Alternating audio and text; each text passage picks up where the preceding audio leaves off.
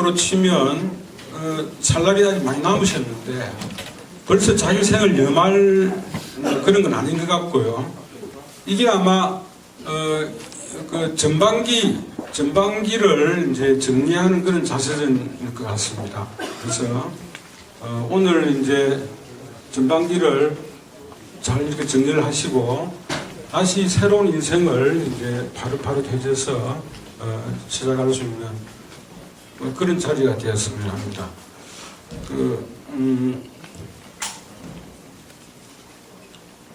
오늘 그 진행은 이제 작가 소개와 이제 책 소개를 우선 좀 드리고 그 다음으로는 기빈 소개를 드리고 몇 분을 모셔서 이제 축사를 듣는 것으로 진행을 할까 합니다. 미리 이제 조금 소개를 드리면 우리 이희문 선생님, 우리 윤택 선생님의 경남고등학교 1학년 때 담임 선생님이셨다 그래요. 과목을 생물을 이제 하셨고, 지금은 물론 이제 정년퇴직하셔서 밀양 태로 마을에 사신다 그럽니다. 그래서 선생님 모시고 우리 고등학교 시절의 이윤택 선생님 이야기를 좀 듣는 것도 재밌을 것 같습니다. 그리고 또 한 분은 부산의 우리 연극인으로 이제 어른이십니다. 전성환 선생님. 그래서 지금 오셨는 건 모르겠습니다. 오셨어요. 예, 전성환 선생님 하시고요. 그리고 마지막으로 우리 오구돈 총재님 이렇게 세 분을 간략하게 모시겠습니다. 오구돈 선생님은 우리 윤택 선생님의 경남고 또 1년 선배이기도 하시답니다. 그래서 그런 인연으로 2년 선배. 2년 선배시랍니다. 예, 그런 인연으로 엮여서 이제 같이 이렇게 모시도록 하겠습니다. 그리고 다음 순서는 이제 작가의 말을 잠깐 듣고요. 그리고 마지막으로 이제 우리 단원들이 이번 책의 중요한 구절들을 직접 이제 낭독하는 그런 순서를 마련했습니다. 그래서 이제 제일 처음 두 가지 프로그램인데 우선 김소희 배우께서 이제 우리나라의 뭐 이제 대표 배우가 되셨죠. 뭐 지난 부산국제영화제 때 상도 받으시고 이제 조금 있으면 할리우드로 갈 일만 남은 것 같은데 그 하나 읽으시고 또 우리 단원들이 같이 입체 낭송으로 또 하나를 이렇게 해서 두 개의 낭독회를 진행을 하겠습니다. 그리고 이제 마지막으로 작가의 말을 듣는 순서를 가지겠습니다. 다 마치고는 우리 밖에 이제 복도에 간략한 음료하고 이런 것들이 조금 되어 있습니다. 그래서 그걸 같이 나누시면서 신경 덕담들을 같이 하셨으면 합니다. 우선 우리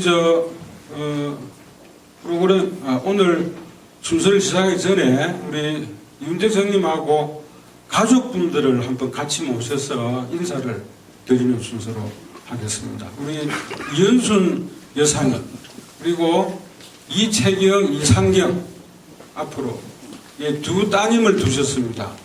큰 따님은 지금 이제 연출가로 아버지 뒤를 잇고 계시고 작은 따님은 지금 국문학을 전공하고 있는데 아마 작은 따님도 아버님 뒤를 이어서 시를 쓰지 않을까.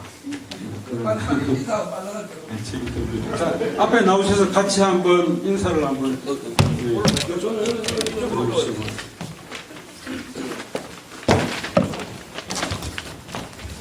제가 이 책에 제 가족 이야기가 한마디도 없습니다. 이 책에는. 그래서 가족 이야기는 다 보편에서 생각인데 가족들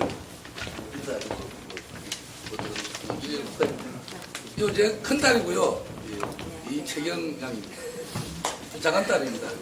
우리 이상경. 이게 가장 무서운 우리 제처입니다. 이현 인사드립니다.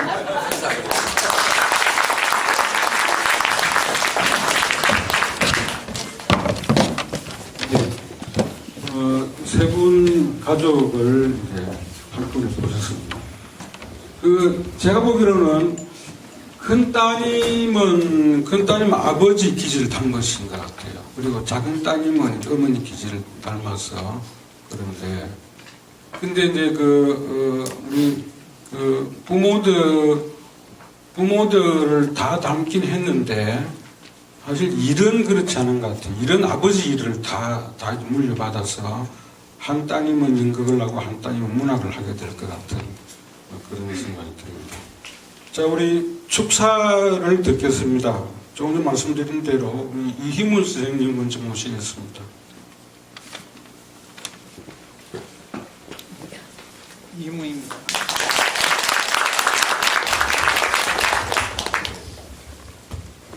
저는 조금 전에 소개받으신 대로 이은택 교수와는 특별한 인연이 있습니다. 현재까지도 우리 한 가족과 같이 지내고 있습니다. 저도 바로 밀양 영덕촌 이웃마을에서 살고 있습니다. 그리고 오늘 이 자리에 나오니 참으로 보고 싶은 분을 한 분 만났습니다. 정성화 선생님은 제가 평소 존경하는 분인데 한 10년 전에 약속을 하고 아직까지 약속을 지키지 못했습니다. 같이 식사 한번 하자 하는 약속을 참말로 굳게 다짐을 했는데 오늘까지 왔습니다. 금년에는 반드시 시행할 것입니다. 그리고 또 이은택 교수와 똑같이 저하고 특별한 인연을 가지고 있는 오거돈 전 부시장님도 저와는 특별한 인연을 가지고 있습니다. 밀양의 산골 마을에 와서 그 유명한 명곡도 여러 곡 부르고 이랬습니다.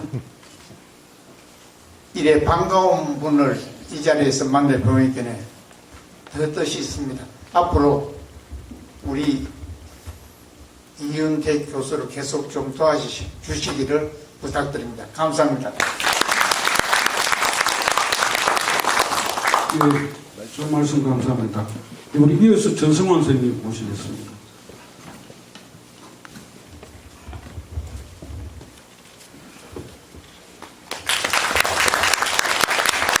반갑습니다. 오늘 이 자리에 오니까 정말 반가운 분들 많이 오셨고 이은문 선생님하고 모부 선생님, 시장님하고 참 반갑습니다. 반가운 분들이 이렇게 이 자리엔 많이 오셔야 됩니다. 제가 2달 반 동안 서울서 이은택 감독하고 작품하느라고 뒤돌았습니다만 이 사람이 하는 일은 돕기 위해서라도 이 자리에 많이 와야 한다는 생각입니다. 그래서 온 김에 서로 만나 반갑게 얘기하고 웃으며 가슴 저리는 얘기도 하고 그래야 합니다. 15년 전 제가 리어왕을 처음 연습할 때 이 감독을 만났습니다. 그때 내가 저 양반이 참 생각하면서 이 시대의 마지막 잡놈이로구나. 셰익스피어가 잡놈일진데 이은택은 이 시대의 마지막 잡놈이라고 생각을 했습니다. 자기 작품을 만드는데 매듭이 있으면 매듭을 잘라버리지 않고 그걸 풉니다. 풀어서 모두가 편안하게 해주려고 애를 쓰죠. 이번에 서울서 해경궁 홍씨 작품을 하면서 다시 느낀 것은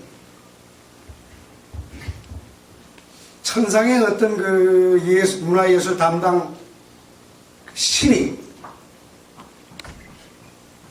그 모든 법원의 담당자들을 쭉 이렇게 의자 다 앉혀놓고 이렇게 보니까 자리가 하나 빈단 말이에요. 저 자리는 왜 비었냐 하고 가보니까 이름이 이윤택이라고 써져 있는 거라. 여기 있는 사람은 안 오나? 그러니까 그때 뛰어와서 야, 내 자리요, 내 자리 하고 앉은 사람이 바로 이윤택이 아닌가. 저는 이번 작품을 통해서 그렇게 또 느꼈습니다. 아까 사회자께서 이 자전 에세이를 통해서 새로운 삶의 시작을 하는 거라고 말씀하셨는데, 바로 그런 뜻에서 제자리를 찾은 이윤택 감독이 새로운 삶, 더 우리를 빛내고 우리를 즐겁게 해줄 삶을 기대하고 있습니다. 축하합니다. 감사합니다. 예, 그 말씀 감사합니다. 예, 이어서 마지막으로 우리 대한해양연맹입니까? 대충 그렇게 하고. 대한연맹 우리 총재님 모시겠습니다. 오구동 총재님 모시겠습니다. 예, 반갑습니다. 제가 여기 올 때, 제가 윤택 선생을 잘 알기 때문에 넥타이를 메고 올라가다가 아무리 해도 넥타이가 어울리지 않을 것 같았어요. 이래가지고 요래가지고 왔습니다. 이렇게 아주 사람을 편안하게 만드는 곳이 바로 이런 곳이 아닌가 하는 그런 생각을 합니다. 제가 여기 마이크를 잡은 이유가 결국 삶이다 하는 출판 기념에 관하여 축하 말씀을 하라는 게 가장 주인 걸로 알고 있는데, 지금 이제 포즈만 보고 앉아가지고 여기에 대하여 축사를 하라 하니 좀 빈대는 안 맞는 것 같습니다만, 그런 대로 잘 모르고 읽는 것도 매우 큰 의미가 있다고 생각합니다. 아까 우선 저부터 소개를 드리죠. 아까 오 부시장으로 소개를 했는데, 지금 제가 갖고 있는 계급 중에, 과거 계급 중에 제일 밑에 계급을 갖고 부시장이나 시장 권한대행, 해양수산부 장관에 뭐지 하도 많아가지고 국립한국해양대학교 총장에, 지금은 대한민국 해양연맹의 총재로 일하고 있는 사람입니다.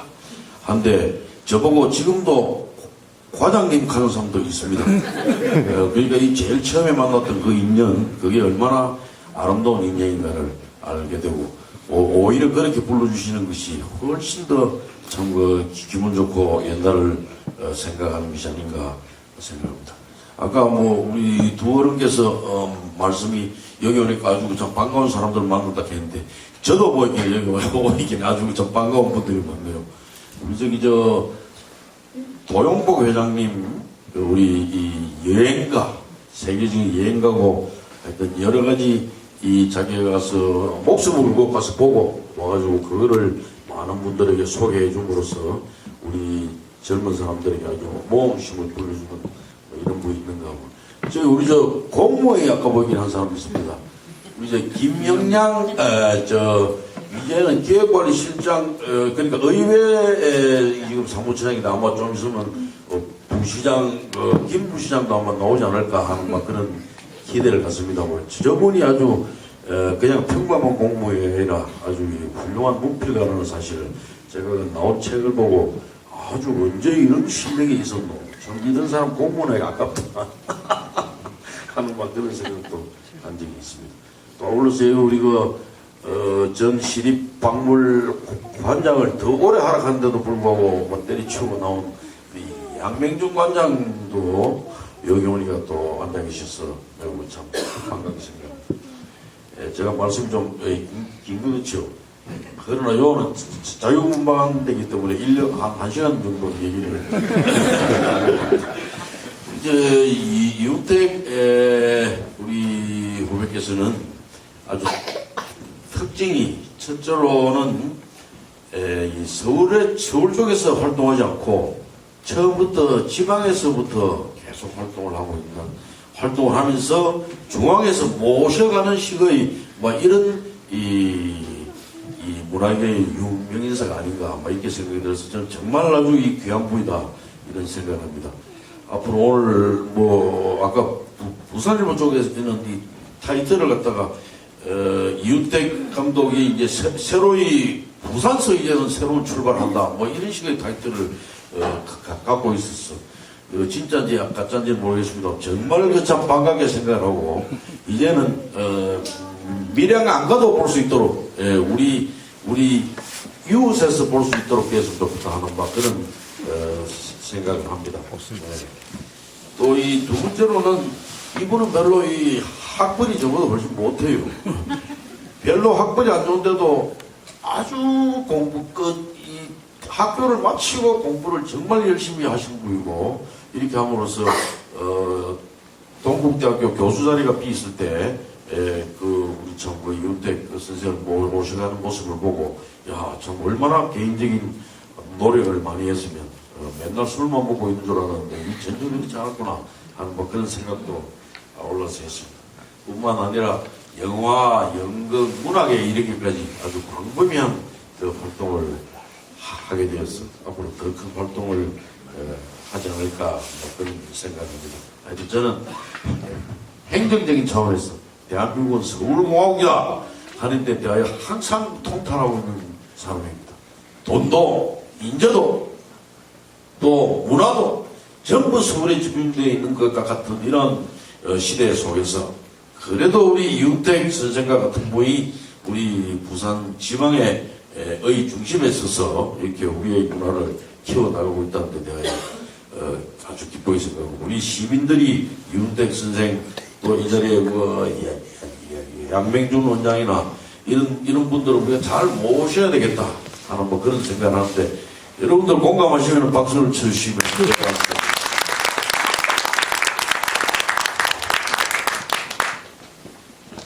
네, 고맙습니다. 오구동 선생님 말씀을 듣다 보니까 제가 아까 한 가지 빼먹었습니다. 오늘 또 하나의 의미가 뭔가 하면 이제 도요출판사가 사실은 처음 부산서 시작했습니다. 부산서 등록해서 한 2년 정도 책을 내다가 저희가 경남 김해시 도요마을로 들어갔는데 이 책을 내면서 지난 겨울에 부산으로 다시 돌아왔습니다. 이건 부산으로 나온 게 진출했거나 이런 게 아니고 부산으로 돌아왔다 이렇게 얘기하시면 되고요. 그래서 이제 수영에 저희 이제 본사를 두게 됐습니다. 지나시는 길에 제가 근무할 때하고 이렇게 운때가 맞으면 제가 차를 한잔 대접하겠습니다. 아까 제가 또 하나 빼먹은 게 오늘 중요한 프로그램 중에 하나가 이제 이번 책과 관련된 영상 사료를 보는 것인데 그 소개를 놓쳤습니다. 윤정 선생님에 대한 간략한 영상 자료를 그럼 생각하고 내가 이야기. 당연히 만들었습니다. 아주 맨날 밤을 세워서 만든 거니까 같이 감상하겠습니다.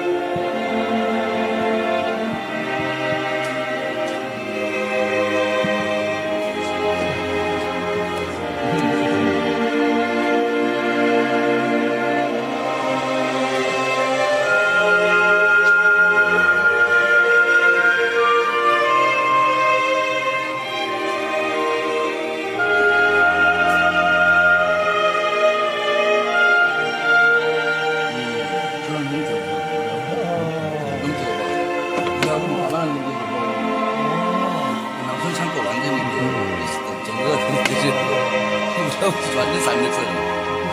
저는 이거 막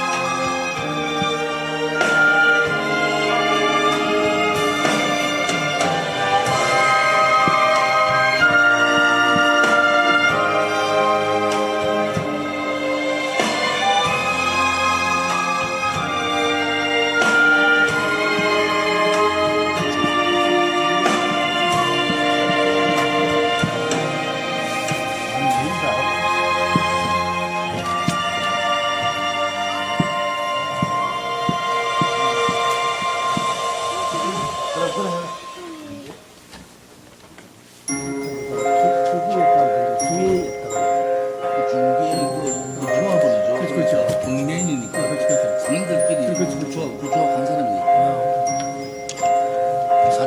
사진 있잖아요.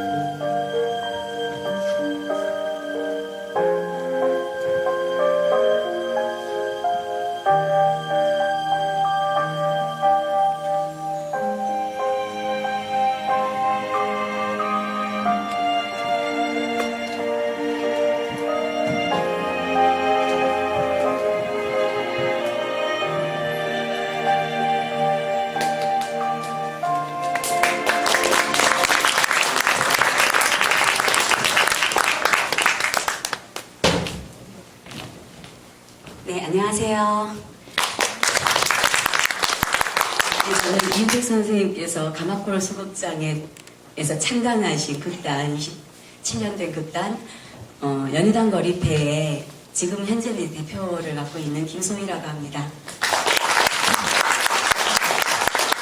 아까 오거돈 선생님처럼 아직 책을 못 접하신 분들을 위해서 저희가 30장면으로 돼 있는 거를 좀 편하게 이렇게 보실 수 있게 한번 꾸며봤는데 어떠셨나요? 재밌었어요? 네.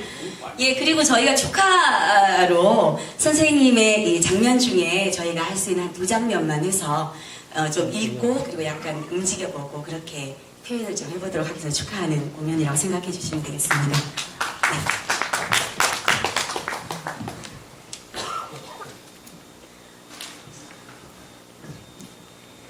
네, 이야기 보따리 장면인데요.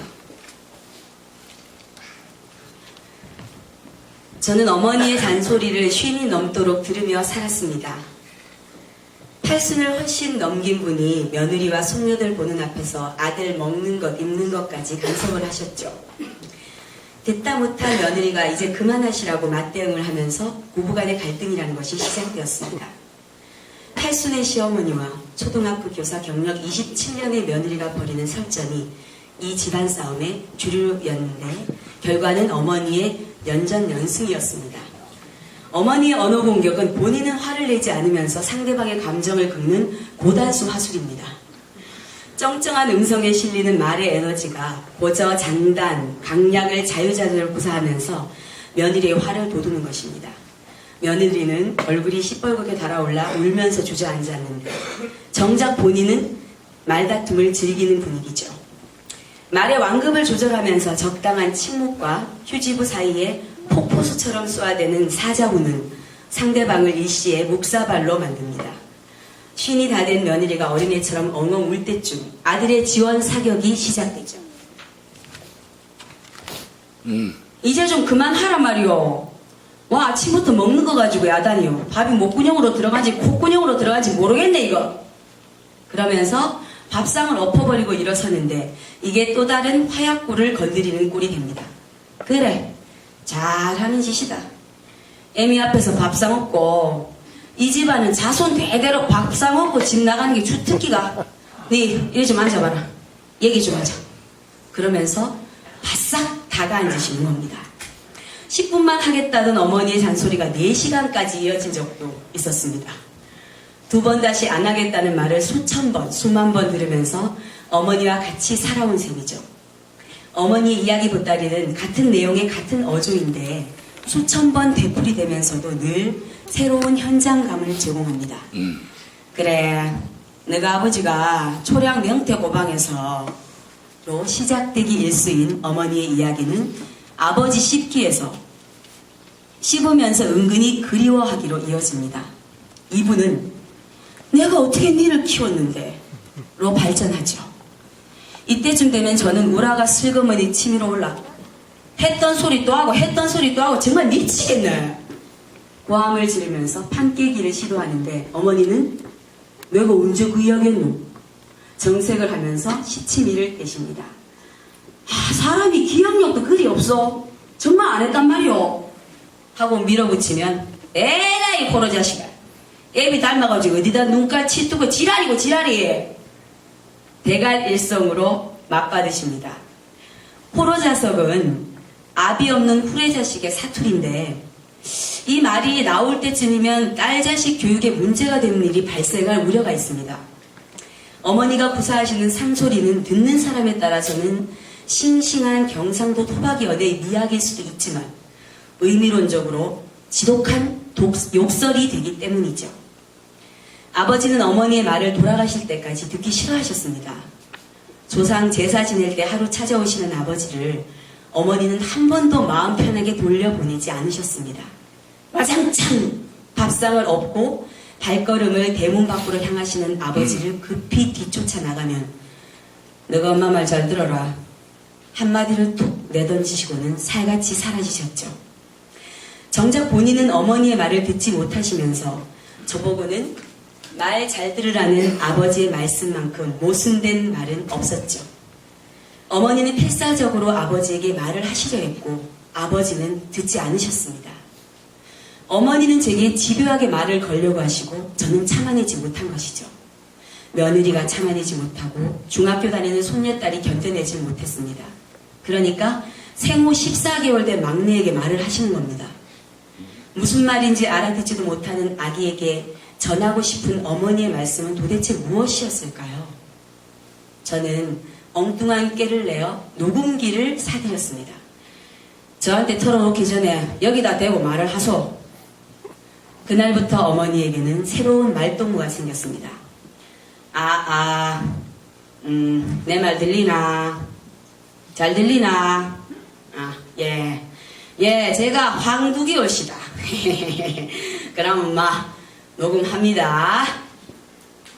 로 시작된 어머니의 이야기 보따리가 테이프로 15개쯤 되었을 때 저는 어머니의 이야기 보따리를 풀었습니다.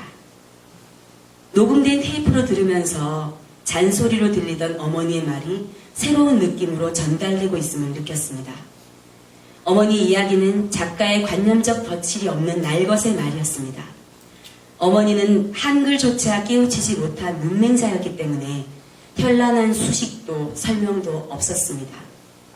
철저한 구어체였기에 배우에게 연기를 시킨다면 군더더기 없이 살아있는 힙업 언어였습니다.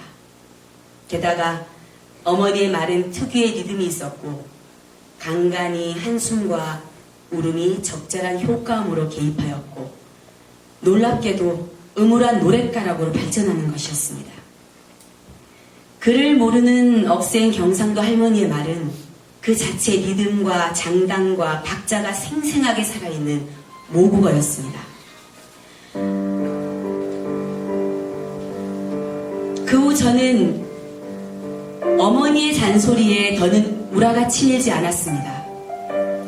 저 이야기를 엮으면 소설이 되고 역사가 된다. 언젠가 내가 써야 할 살아있는 텍스트다. 그런 생각을 하면서 어머니의 잔소리에서 이야기 보따리에 이르기까지 그 풍성한 말의 보물창고를 뒤지기 시작했습니다.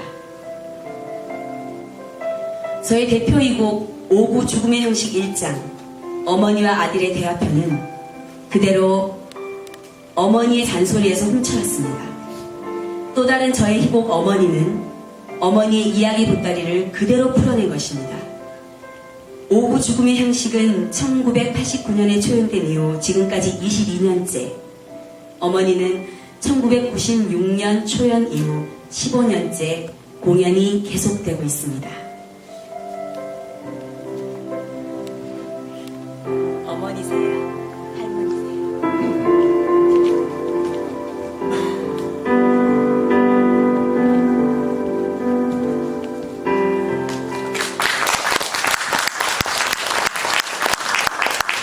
예, 한 편이 더 남았거든요. 한 편은 선생님 어린 시절에 대한 기억에 대한 얘기인데요. 저희 단원도 몇 명이서 같이 움직이면서 재밌게 봐주시기 바랍니다.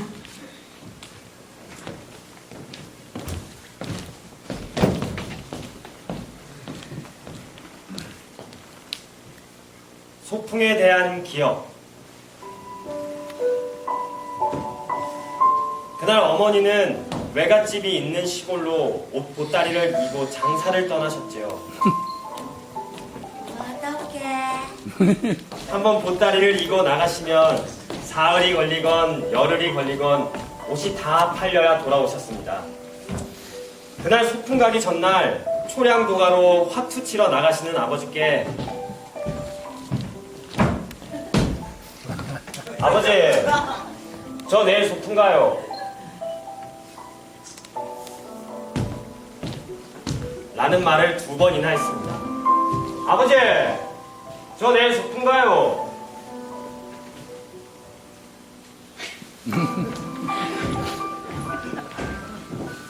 그러나 아버지는 소풍 가는 날 아침까지 집에 오지 않으셨습니다. 저는 냄비에 남아있는 찬밥을 숟가락으로 퍼먹고 제 손으로 교복을 다려입고 집을 나섰습니다. 소풍은 초등학교 3학년의 저에게는 세상과 만나는 멋진 나들이였습니다. 저는 세상으로부터 소외되고 싶지 않았습니다. 동네 마을 어기 구멍가게 앞에서 한참을 서성이다 저는 불쑥 들어가서 아저씨, 저 소풍 가는데 집에 아무도 없어요. 외상 줄 수 있어요? 하고 물었습니다.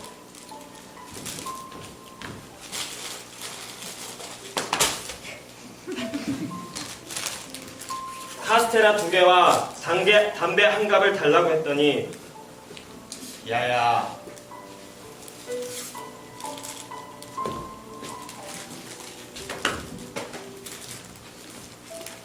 아저씨는 혀를 차면서 현금 3,000원을 더 빌려주셨습니다.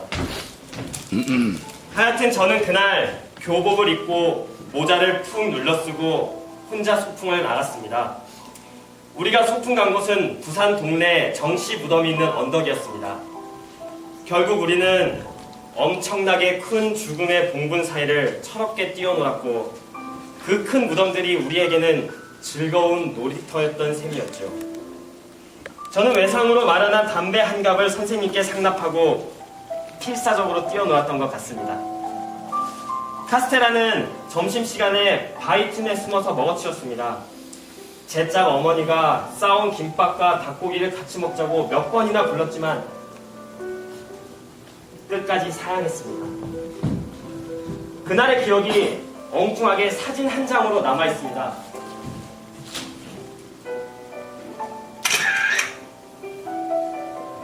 구멍가게 아저씨가 소풍 가면 돈이 필요할 거라며 빌려준 3,000원으로 사진을 찍은 것입니다. 그 시절에는 초등학교 학생들 소풍 대여를 따라다니던 사진사가 있었고 저는 문득 사진 찍기를 선택한 것 같습니다. 결혼 직후 사진첩을 정리하면서 이 사진을 발견했습니다. 찍힌 제 표정이 너무 어둡고 그때의 기억이 수치심과 상처로 남아서 슬쩍 쓰레기통에 던져 넣어버렸습니다. 그때 상당수의 사진이 제 손으로 증거 인멸된 것 같습니다. 그래서 초등학교 시절의 제 모습은 이 사진 한 장밖에 남아있지 않습니다. 자칫 증거 소멸될 뻔했던 초등학생 시절의 제 모습은 쓰레기통을 치우시던 어머니에 의해서 구제되었습니다. 쓰레기통에 처박힌 제 모습을 주워 곱게 다려 제 사진첩에 다시 끼워 넣으신 것입니다.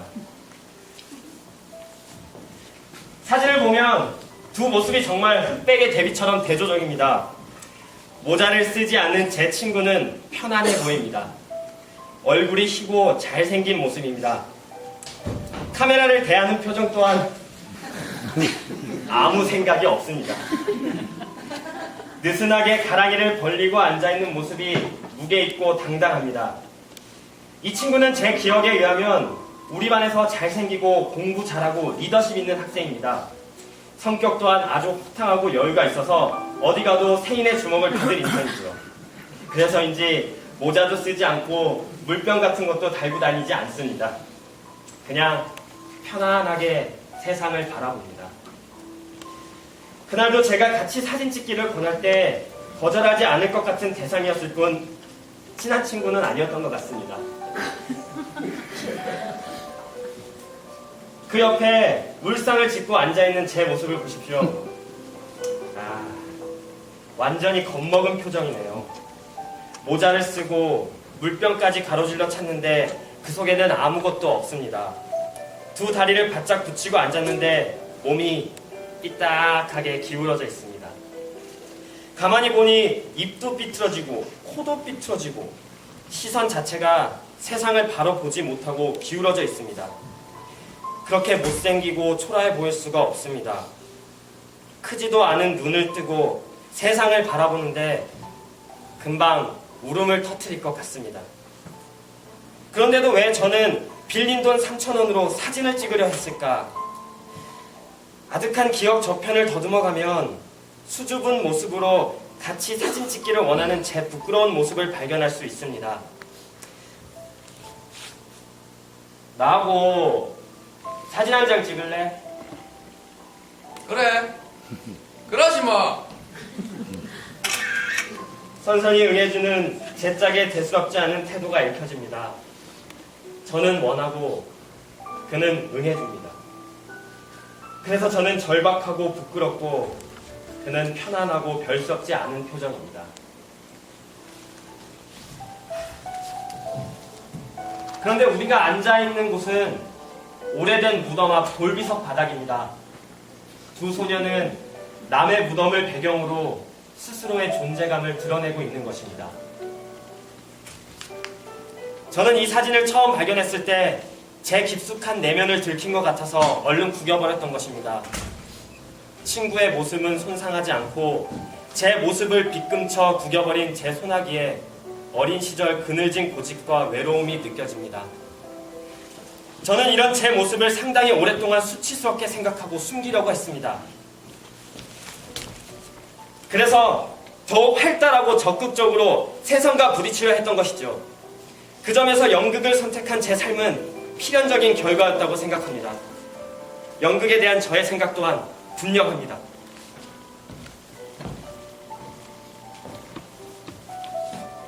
자신의 존재에 대한 불안과 외로움이 없는 자는 연극을 할 이유가 없을지도 모른다. 결국 자신에 대한 수치와 혐오가 가면을 쓰게 하고 가면을 통해 세상과 만나게 되는 것이다. 그래서 가면을 쓴 광대는 웃는 표정이지만 그 눈은 삶에 대한 참을 수 없는 연민을 드러낸다. 가지지 못한 자는 가지지 못한 만큼 꿈이란 상상력으로 채우고 외롭기 때문에 함께 사는 삶을 선택한다. 그래서 광대는 남을 웃기고 울리는데 사실은 자신이 웃고 우는 것이다. 연극은 자신의 존재에 대한 불안과 외로움을 극복해내려는 고집스러운 삶의 선택이다.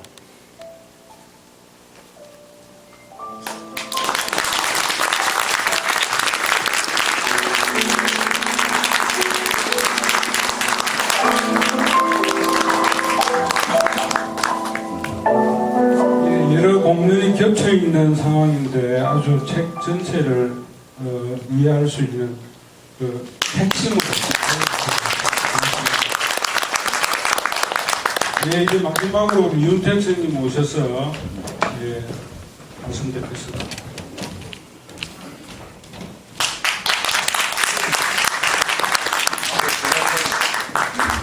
복이 있어가지고 이런 시간을 가진 것 같습니다. 제가 59살 때 강풍을 부렸습니다. 이게 도요로 가다가 소울이라는 그 차를 사가지고 제가 지금 운전대가 몰고 가다가 이게 차가 이게 날라서 국면에서 이렇게 확 이렇게 깨부러졌는데요. 그 각도를 보면은 완전히 찌그러지게 죽어야 되는 상황인데 제가 안 죽었어요. 안 죽고 안 다쳤습니다. 제가 안 다쳤고 기어나왔는데요. 기어나오고 나서부터는 이거 더 이상 이렇게 계속 앞으로 앞만 보고 살아서 안 되겠다. 이거 좀 어떻게 내일 죽더라도 좀 정리를 하고 이래야지. 이게 어떻게 내서 제가 이제 마침 그런 차에 한국일보에서 연재를 하자 해서 했는데 제가 해놓고 보니까 저런 존재에 대한 어떤 그 증명이랄까 이런 것들이 아주 조그마한 책이지만 좀 된 것 같아요. 그래서 제가 그래서 제안이 뭐냐면 자서전들 씁시다 하는 제안을 내고 하는데 지금 선생님 이문생도 계시고 어거든 선배님도 계시고 정영석 우리 동고청장님도 계시는데 이 정영석 선배님이 지금 동고청이 벌어져 이 초락문을 3학년 때문이지. 근데 그 자서전들 쓰지 않으시겠습니까? 왜냐하면 저 요즘 그런 운동을 벌리고 싶은데요. 세상이 너무 거대화되고 조직화되고 객관화되는 것 같아요. 그러니까 요즘 소녀시대 이런 애들만 막 설치고 폭민남들이 이 어른들이 완전히 찬밥 신세고요. 이 세상이 잘못된 것 같아요. 그러니까 이 세상의 가치 판단이 젊고 예쁘고 소모적인 것들만 가고 지금까지 살아왔던 축적된 그런 원로들이나 이 중견들이 아주 어이없이 밀려나는 이런 개같은 시대. 이건 정말 천박한 자본주의 시대인데 여기에 대한 저항이 어떤 방법이 있을까 생각하다가 자서전들을 쓰자 그런 생각을 했습니다. 딴 이야기 할 거 없이 그래서 제가 도요출판사 기획을 하면서 우리 최영철 씨하고 새로운 기획을 시작하자. 그러니까 자전 에세이를 내자. 제가 먼저 내겠다 해서 제가 일본어로 낸 겁니다. 이렇게 그렇다지 않습니까? 그래서 여러분들께서도 자서전을 쓰고 싶으신 분은 연락을 최영철 선생님하고 주시고 여러분 중에서 나는 글을 못 쓴다. 하면은 부수를 받겠습니다. 그러니까 녹취를 하시면 우리가 녹취를 해서 그걸 글로 풀어서 하더라도 자서전을 써야 되겠다. 쉽게 말하면 자기 인생들을 이제 좀 이야기해야 되지 않겠는가. 우리가 이것이 또 지금 세상에 대한 저항이 되지 않겠는가 그런 생각이 문득 들었습니다. 그래서 제가 딴 거 아니고요. 그 이윤택이라는 인간도 좀 알고 보니까 이렇게 재밌단 말이죠, 이게. 그래서 제가 이제 집안에 양명준 제 동기분이 계시는데 나이는 내보다 많아 자꾸 내보고 이제 형이라고 강조하는 우리 양명준 선생이 이번 타자로 하게 되었습니다. 그래서 다음에는 양명준 씨의 인생이 이렇게 나오고 뭐 이런 식으로 나왔으면 좋겠어요. 그래서 모두 세상에 밀리지 않는 자기 당당한 자기 발언들이 좀 쏟아졌으면 그런 생각으로 사실은 자서전을 내었습니다. 내었고 여러분들이 또 좀 같이 자서전을 낸다기보다는 이제 좀 만나는 게 어떨까 저런 생각이 너무 어이없는 시대가 오고 있는데요. 그래서 나이 든 사람이 존경받지 못하는 세상은 옛날부터 아주 안 좋은 세상이었습니다. 그러니까 그리스도 시대는 좋은 세상이고 로마 시대가 안 좋은 이유가 나이 든 사람들을 전대했기 때문에 그렇습니다. 그래서 나이 든 인생을 살아온 사람들을 무시하는 세상에 대해서는 우리 원로들이 저항해야 한다는 생각을 하고요. 거기에 대한 의미로서 책을 냈습니다. 여러분 많이 와주셔서 정말 반갑는데요. 모든 분들에 대한 인사를 드려야 되는데 오늘 정말로 오랜만에 보신 분들이 너무나 많습니다.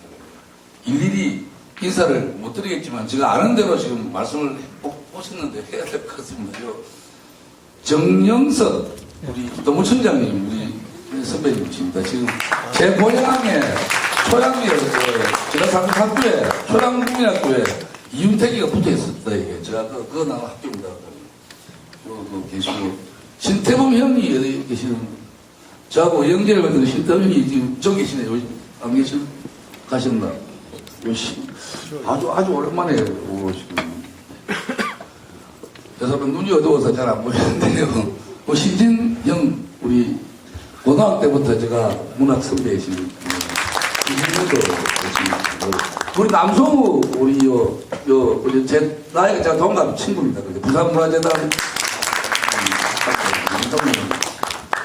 우리 강동수 기자도 오셨네. 그죠? 저하고 같이 학교에 계시던 우리 김용호 학장님 오셨네. 경산대학에 김용호. 그리고 우리 정경환 씨, 우리 부산에서 연극하시는 우리 내가 부산 집단 이동희 씨.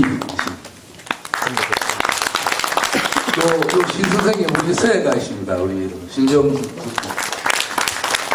그리고 인사를 좀 드려야 될 것 같은데 김영양 국장님은 아까 인사를 하신 것 같고요. 그 뒤에 이 건물의 재단 이사장이십니다. 박 이사장님 인사요. 예? 유성훈 이사장. 그러니까 문 이사장님 인사좀 이 건물 권철 선생 계시네요. 배우. 예. 저하고 같이 옛날에 같이 기자를 하면서 독일까지 갔다 오신 박창희 기자가 계십니다. 부산국제문제신가 오랫동안 이사장 하시다가 이번에 간두신 허은 교수, 경성대학 허은 교수. 그만하겠습니다. 너무 많이 오셔가지고 제가 당황한데요. 여러분 반갑습니다. 네, 감사합니다. 밖에 복도에 오늘 신년의 자리가 간략하게 마련되어 있습니다. 저희가 또 저녁 공연이 있기 때문에 신년회 마치는 시간을 6시 반으로 하겠습니다. 1시간 정도밖에 시간이 없습니다. 시간이 적더라도 좋은 시간 가져주시기 바랍니다. 감사합니다.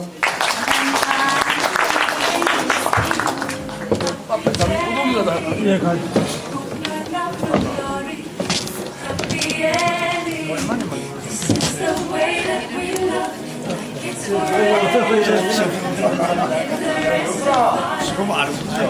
아버지 팀 나와서 여기 무대 한번 세팅 다시 하겠습니다. 오늘 7시 공연 준비.